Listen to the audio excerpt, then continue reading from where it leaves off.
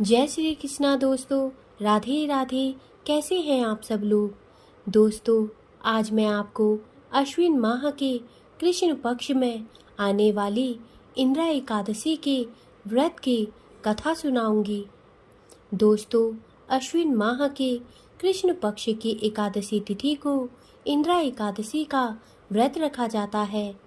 आज के दिन पितरों के लिए व्रत रखना माना जाता है कि आज के दिन भगवान विष्णु की पूजा करने के साथ व्रत रखने से मोक्ष की प्राप्ति होती है। इसके साथ ही यमलोक में यातनाएं झेल रहे पितरों को भी स्वर्ग की प्राप्ति होती है। इंद्रा एकादशी व्रत की कथा इस प्रकार है।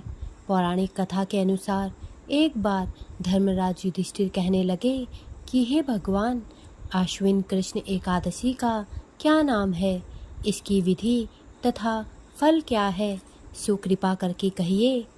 भगवान श्री कृष्ण कहने लगे कि इस एकादशी का नाम इंद्रा एकादशी है। यह एकादशी पापों को नष्ट करने वाली तथा पितरों को अधोगति से मुक्ति देने वाली होती है। हे राजन, ध्यानपूर्वक इसकी कथा सुनो। इसके सुनने मात्र से ही वाजपेय यज्ञ का फल मिलता है। प्राचीन काल में सतयुग के समय में महिष्मती नाम की एक नगरी में इंद्रसेन नाम का एक प्रतापी राजा धर्मपूर्वक अपनी प्रजा का पालन करते हुए शासन करता था। वह राजा पुत्र पौत्र और धन आदि से संपन्न और विष्णु का परम भक्त था। एक दिन जब राजा सुखपूर्वक अपनी सभा में बैठा था तो आकाश मार्ग से महर्षि नारद उतरकर उसकी सभा में आए। राजा उन्हें देखते ही हाथ जोड़कर खड़ा हो गया और विधि पूर्वक आसन व अर्घ्य दिया। सुख से बैठकर मुनि ने राजा से पूछा कि हे राजन, आपके सातों अंग कुशल पूर्वक तो हैं, तुम्हारी बुद्धि धर्म में और तुम्हारा मन विष्णु भक्ति में तो रहता है। देवर्षि नारद की ऐसी बातें सुनकर राजा ने कहा, हे महर्षि, आपकी कृपा से मेरे राज्य में सब कुशल है तथा मेरे यहाँ यज्ञ कर्मादि सुकृत हो रहे हैं। आप कृपा करके अपने आगमन का कारण कहिए। तब ऋषि कहने लगे कि हे राजन, आप आश्चर्य देने वाले मेरे वचनों को सुने। मैं एक समय ब्रह्मलोक से यमलोक को गया।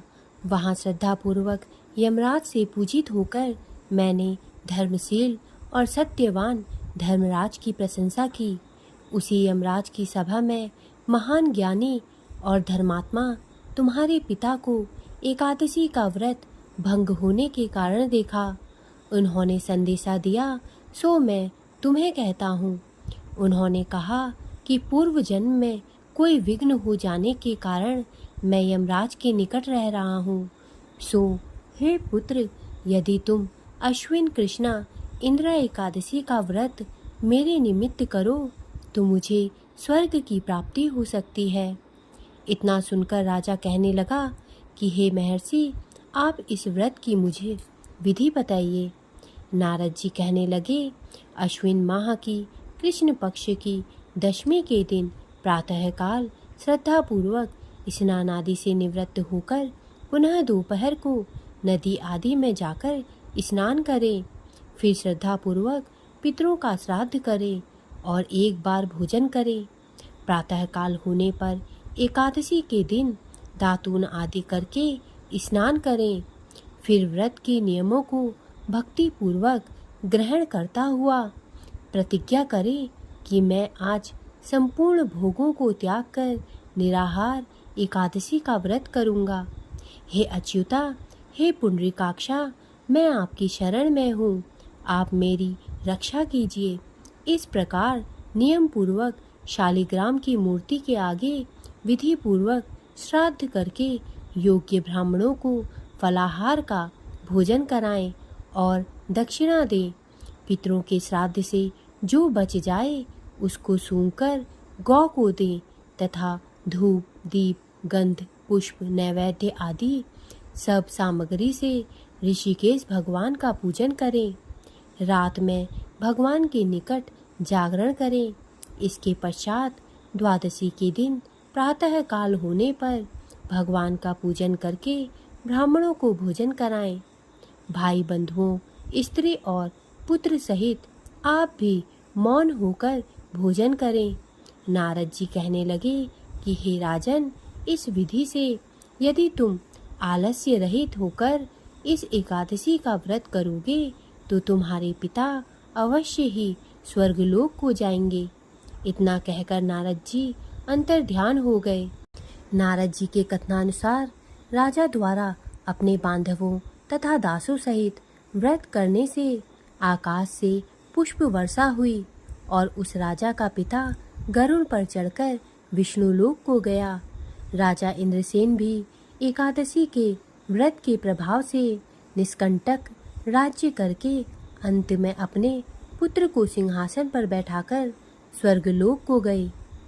हे युधिष्ठिर, यह इंद्रा एकादशी के व्रत का महात्म्य मैंने तुमसे कहा। इसके पढ़ने और सुनने से मनुष्य सब पापों से छूट जाते हैं और सब प्रकार के भोगों को भोगकर बैकुंठ को प्राप्त होते हैं। दोस्तों, मेरे द्वारा दी गई जानकारी यदि आपको अच्छी लगी हो तो कृपया मेरे चैनल को सब्सक्राइब करें तथा मेरे वीडियोस को लाइक करें। धन्यवाद।